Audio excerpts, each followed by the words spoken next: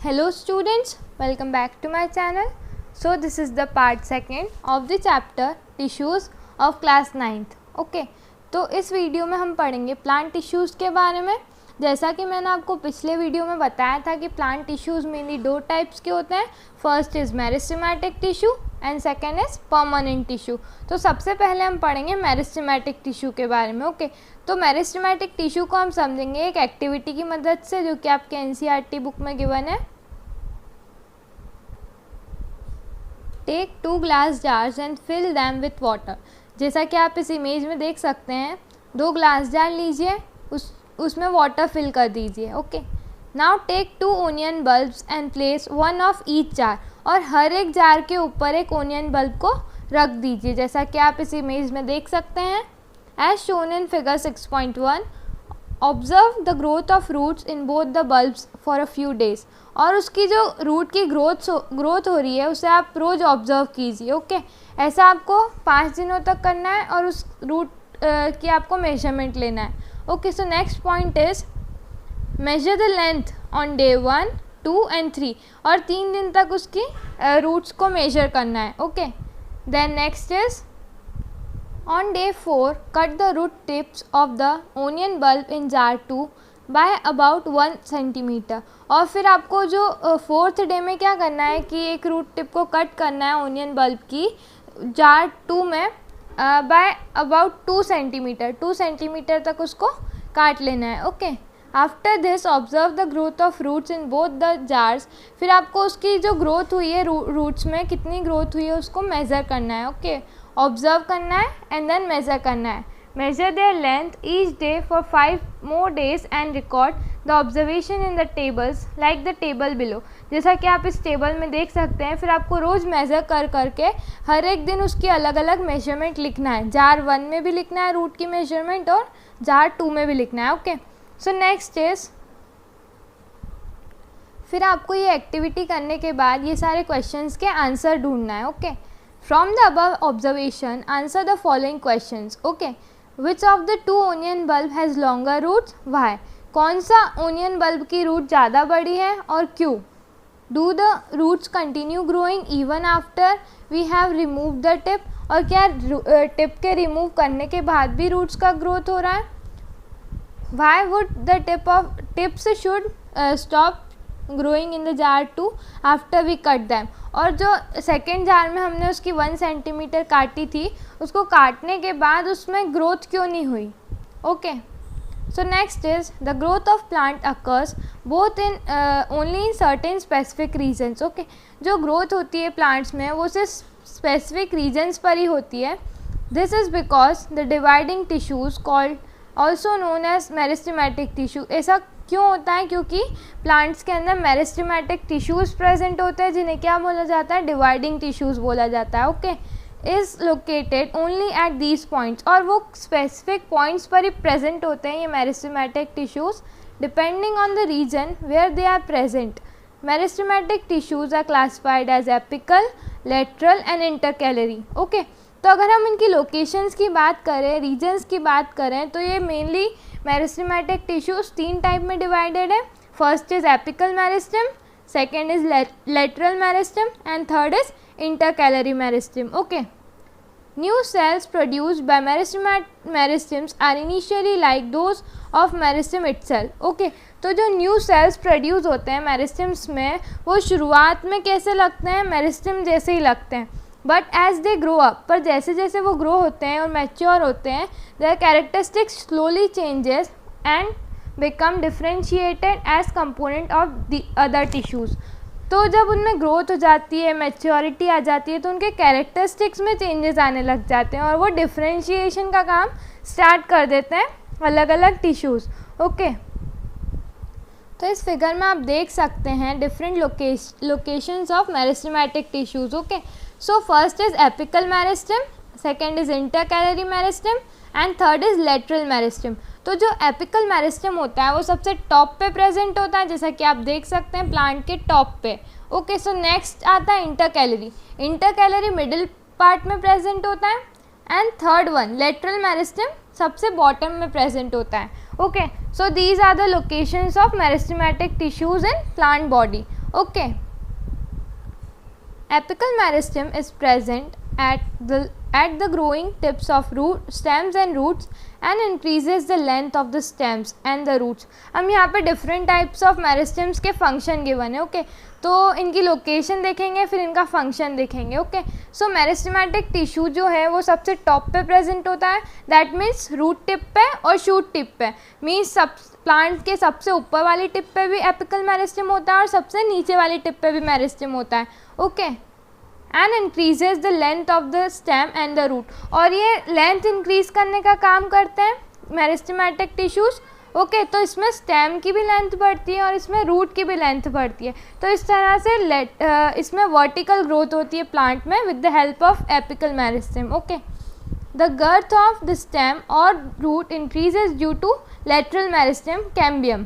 तो जैसा कि आप देख सकते हैं ये यहाँ पे प्रेजेंट होता है लेटरल मेरिस्टेम. तो ये प्लांट की गर्थ को इंक्रीज़ करता है, दैट मीन्स इसकी जो चौड़ाई है वो बढ़ाने में हेल्प करता है प्लांट की. ओके, कौन करता है? लेटरल मेरिस्टेम करता है.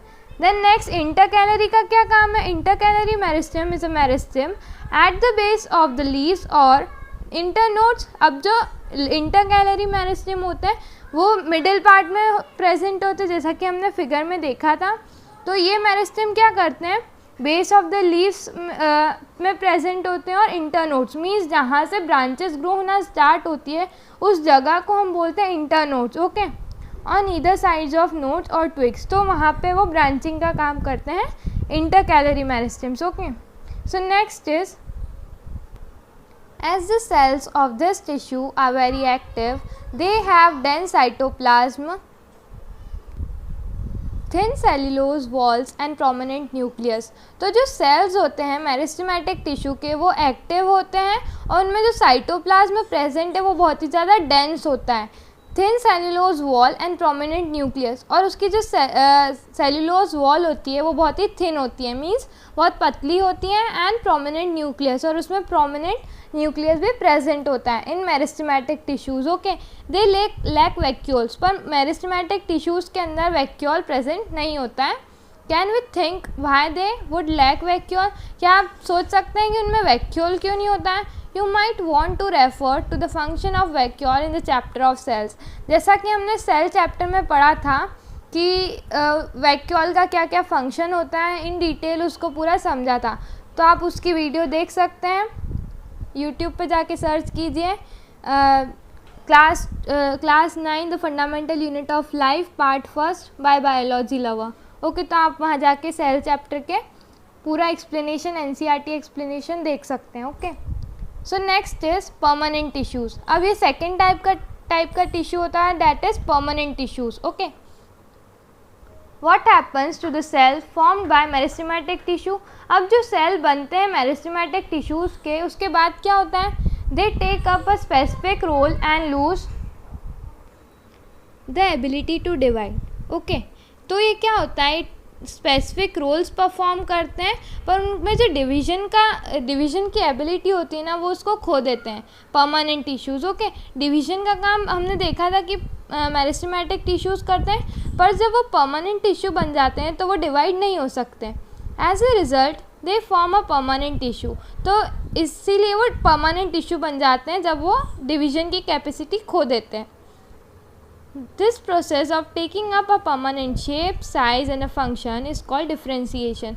और इस प्रोसेस को बोला जाता है जब परमानेंट शेप हो जाता है प्लांट का, साइज़ परमानेंट हो जाती है एंड उसका जो फंक्शन है वो भी परमानेंट हो जाता है और डिवीज़न रुक जाता है. तो इस प्रोसेस को बोला जाता है differentiation. Okay, cells of meristematic tissue differentiate to form different types of permanent tissue.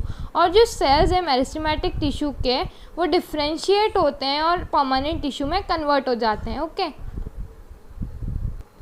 So NCERT में अब एक एक्टिविटी गिवन है, तो इस एक्टिविटी को हम पढ़ते हैं.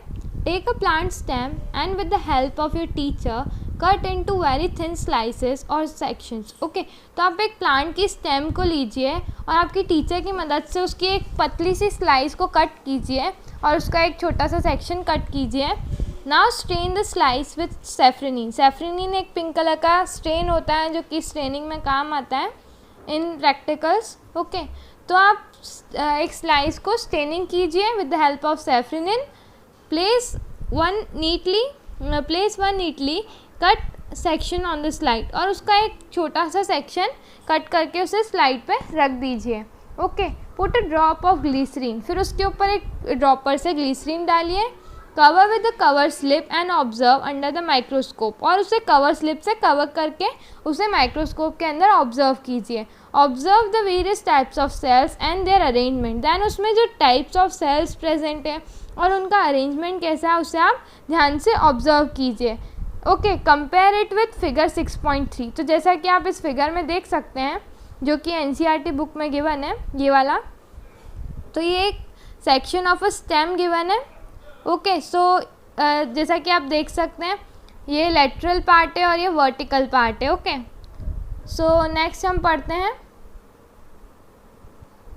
Now answer the following questions on the basis of observation. और जो एक्टिविटी हमने अभी की उसके बेसिस पे आप इसके आंसर्स दीजिए. Are all similar in structure, क्या सारे सेल्स सिमिलर स्ट्रक्चर में, मीन्स क्या वो एक जैसे दिख रहे हैं. How many types of cells can be seen, और कितने टाइप्स ऑफ सेल्स हमें देखने को मिल रहे हैं. Can you think of reasons why there would be so many types of cells, क्या आपके पास रीज़न है कि इतने सारे टाइप के सेल्स क्यों दिख रहे हैं. We can also try to cut section of plant roots, और जैसा हमने प्लांट स्टेम का सेक्शन लिया था अब इसी तरह से हम प्लांट रूट का भी सेक्शन लेके ऑब्जर्व कर सकते हैं माइक्रोस्कोप के नीचे. ओके.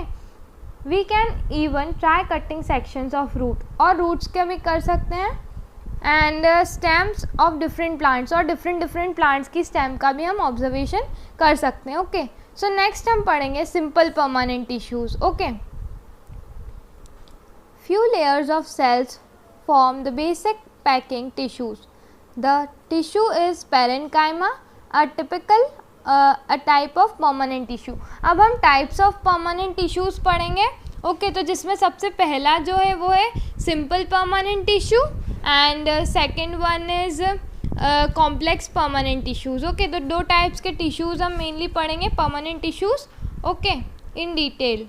दैन हम पढ़ेंगे आगे चैप्टर में एनिमल टिश्यूज़ के बारे में, उसमें भी डिफरेंट टिश्यूज़ पढ़ेंगे, that is epithelial, connective, columnar. Okay, etcetera. तो हम टॉपिक पे आ जाते हैं. तो अब हम पेरेन्काइमा सेल की बात कर रहे थे जो कि एक टाइप है परमानेंट टिश्यू का. It consist of relatively specialised cells with thin cell wall. इनमें स्पेशलाइज्ड सेल्स प्रेजेंट होते हैं और उनकी वॉल्स कैसी होती है, बहुत ही पतली वॉल्स होती है पेरेन्काइमेटस सेल की. दे आर लाइव सेल, और ये जिंदा सेल्स होते हैं जो कि प्लांट्स में प्रेजेंट होते हैं. They are usually loosely packed, और ये बहुत ही लूजली पैक्ड होते हैं, मीन्स दूर दूर प्रेजेंट होते हैं ये. Then so that large space between cells intercalary spaces are found in two tissues. Okay. तो इनके बीच में जैसा कि मैंने आपको बताया कि वो लूजली पैक्ड होते हैं, तो उनके जो सेल्स के बीच में जो स्पेस प्रेजेंट होती है वो बहुत ही ज़्यादा स्पेस प्रेजेंट होती है, और फाउंड इन टिश्यूज़. और ये कहाँ मिलते हैं, टिश्यूज़ के अंदर, परमानेंट टिश्यूज़ में. ओके. मीन्स इस तरह की स्पेस हमें परमानेंट टिश्यू में देखने को मिलती है. This tissue provide support to plant and also stores food. अब यहाँ पे परमानेंट टिश्यू का फंक्शन गिवन है. तो फर्स्ट फंक्शन क्या होता है कि वो ना प्लांट को सपोर्ट प्रोवाइड करते हैं और फूड को स्टोर करने का काम करते हैं. ओके. कौन करते हैं, परमानेंट टिश्यूज स्टोर करते हैं. And in some situations it contain chlorophyll and perform photosynthesis. और सेकेंड इनका फंक्शन ये है कि कुछ सिचुएशंस में ये क्या, इनमें क्लोरोफिल प्रेजेंट होता है जो कि फोटोसिंथेसिस में काम करता है, मीन्स फोटोसिंथेसिस में हेल्प करता है. And then it is called chlorenchyma. और जब ये फोटोसिंथेसिस का फंक्शन परफॉर्म करने लग जाते हैं पेरेन्काइमेटस सेल, तो इन टिश्यूज़ को बोला जाता है क्लोरेन्काइमेटस सेल्स. ओके. ऐसे टिश्यूज़ जो फोटोसिंथेसिस में हेल्प कर रहे हैं उन टिश्यूज़ को बोला जाता है chlorenchymatous tissues. Okay. In aquatic plants large air cavities are present in parenchyma to give buoyancy to plants to help them float. Okay. तो एक ये बायंट फोर्स लगता है जब कोई सी भी चीज़ को हम पानी के अंदर डालते हैं, that is an upward thrust बोल सकते हैं इसको. ओके. तो एक्वेटिक प्लांट्स में क्या होता है कि जो पेरेन्काइमेटस सेल्स हैं उनकी जो अंदर कैविटीज़ मीन्स जो खाली जगह प्रेजेंट है ना, वो बहुत ही ज़्यादा खाली जगह प्रेजेंट होती है उनमें। तो प्लांट्स में क्या होती है, बायंसी होती है ताकि उसके ऊपर कोई सी भी चीज़ फ्लोट कर सके। ओके, मीन्स प्लांट उसके ऊपर फ्लोट कर सके आसानी से। Such a parenchyma type is called aerenchyma, और इस तरह के पेरेन्काइमा को बोला जाता है एरेन्काइमा। तो पेरेन्काइमा भी हमने दो टाइप्स के देखे, फर्स्ट इज क्लोरेन्काइमा जो कि फोटोसिंथेसिस में हेल्प करते हैं, and second is second is एरेन्काइमा। Okay, तो एरेन्काइमा क्या होते हैं, जो प्लांट को बायंसी प्रोवाइड करते हैं ताकि प्लांट आसानी से वाटर के ऊपर फ्लोट कर सके। आपने ऑब्जर्व किया होगा कि बहुत सारे प्लांट्स लेक्स वगैरह के ऊपर भी हमें देखने को मिलते हैं। Okay, the parenchyma of stems and roots also stores nutrients and water. तो जो पेरेन्काइमा होते हैं स्टेम्स के अंदर, स्टेम्स और रूट्स में वो न्यूट्रिएंट्स एंड वाटर स्टोर करने का भी काम करते हैं for plants. Okay, the flexibility of plant is due to another permanent tissue that is collenchyma. तो अब हम सेकेंड टाइप का परमानेंट टिश्यू पढ़ेंगे जिसे क्या बोला जाता है, कोलेनकाइमा बोला जाता है। अब इसके फंक्शंस हम पढ़ेंगे। It allow us easy bending in various parts of plant. जैसा कि आपने देखा होगा कि प्लांट्स बेंड भी हो जाते हैं, जिधर ले जाओ उधर। कुछ प्लांट्स जिनकी जो स्टेम सॉफ्ट होती है वो, तो ये जो बेंडिंग में जो हेल्प करते हैं ना जो टिश्यूज़, उनको बोला जाता है कोलेनकाइमेटस टिश्यूज़। ओके, विदाउट ब्रेकिंग, और ये मतलब प्लांट को ब्रेक होने से बचाते हैं और इजीली बेंड हो जाते हैं in soft stems only. It also provides mechanical support to plant, और एक मैकेनिकल सपोर्ट प्रोवाइड करते हैं प्लांट्स को ताकि प्लांट गिर ना जाए और स्ट्रेट अवे सीधा खड़ा रहे।